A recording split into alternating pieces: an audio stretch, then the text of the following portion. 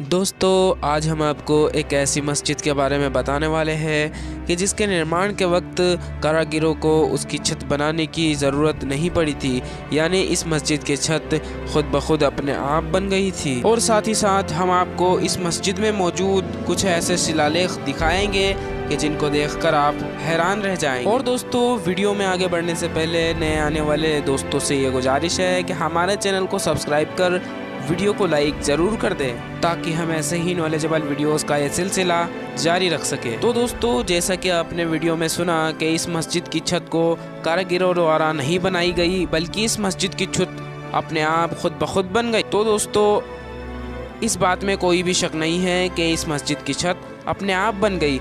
लेकिन दोस्तों आपकी जानकारी के लिए बता दूं कि ये कोई जादू या चमत्कार नहीं है, बल्कि इस मस्जिद की बनावट ही कुछ ऐसी है कि ये जो पिल्लर देख रहे हो आप वीडियो में, ये ऊपर जाकर एक दूसरे पिल्लर से इस तरीके से मिल जाते हैं कि इसकी छत खुद ब खुद बन जाती है।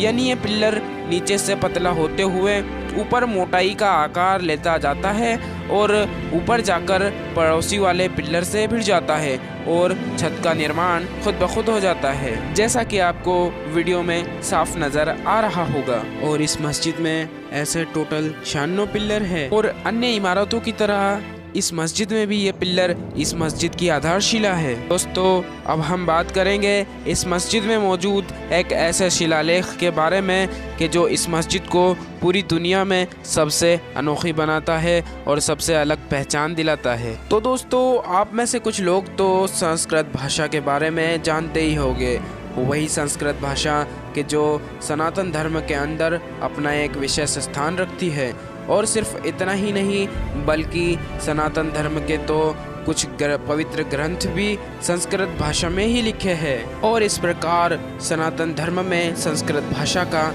बहुत महत्व है। ठीक इसी तरह कि जिस प्रकार इस्लाम धर्म में अरबी भाषा का महत्व है। लेकिन दोस्तों इस मस्जिद में मौजूद ये शिलालेख अरबी भाषा में न होते हुए संस्कृत भाषा में लिखा गया है।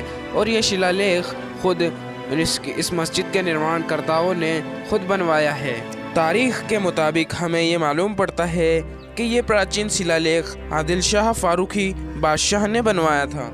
ये शिलालेख संस्कृत भाषा और प्राचीन देवनागरी लिपि में 6 लाइन में अंकित है और इसमें कुरान की आयतें और हदीस पाक का अनुवाद है। फिर बाद में फारूकी बादशाहों का वंश विवरण अंकित है और अंत में मस्जिद का निर्माण सन, महीना, दिन, पल घड़ी अंकित है। दोस्तों ये शिलालेख भारत की इस मस्जिद को विश्व की सबसे अनोखी मस्जिद बनाता है।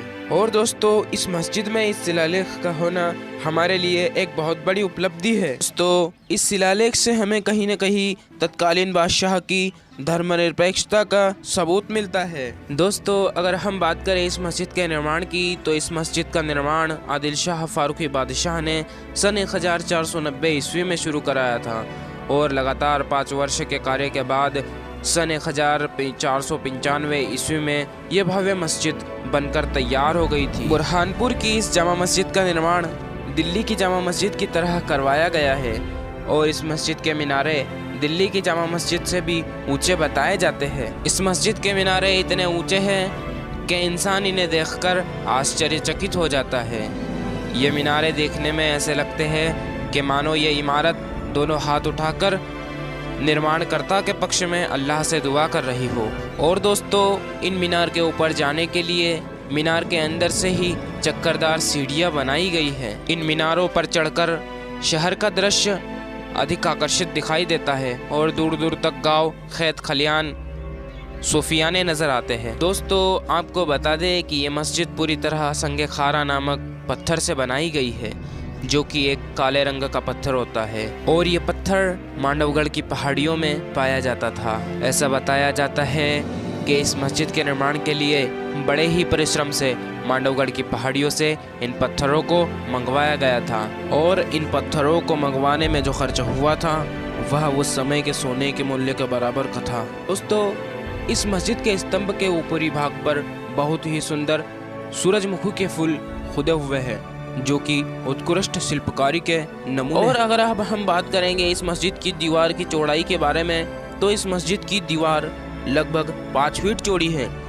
चलिए अब हम आपको इस मस्जिद की दीवार को दिखा देते हैं। देखिए दोस्तों, उत्तरी दिशा में मौजूद इस मस्जिद की ये दीवार लगभग 5 फीट चौड़ी है और इसके बाद नीचे से दुकानें और रास्ता और एक बड़ा सा मार्केट मौजूद है, जो कि शहर का मेन मार्केट है, जहां पर लोग बड़ी सी तादाद में हर रोज़ शॉपिंग करने आते रहते हैं। दोस्तों, अब हम आपको आखिर में वो शिलालेख दिखाते हैं जो कि महान सम्राट अकबर ने खुदवाया था। अकबर ने आसिरगढ़ पर विजय करने के पश्चात फारूकी बादशाह के आज्ञा पालन का वर्णन इस शिलालेख में किया है और उसके बाद अकबर ने लाहौर रवानगी की चर्चा इस शिलालेख में की है। और इस शिलालेख से हमें यह भी मालूम होता है कि अकबर ने बुरहानपुर में 1 महीना 20 दिन निवास किया था। तो दोस्तों, आज की वीडियो में फ़िलहाल सिर्फ इतना ही। मिलते हैं अगली वीडियो में एक नई जगह पर एक नई इन्फॉर्मेशन के साथ। तक के हमारे चैनल को शेयर, सब्सक्राइब एंड लाइक। मिलते हैं अगली वीडियो में।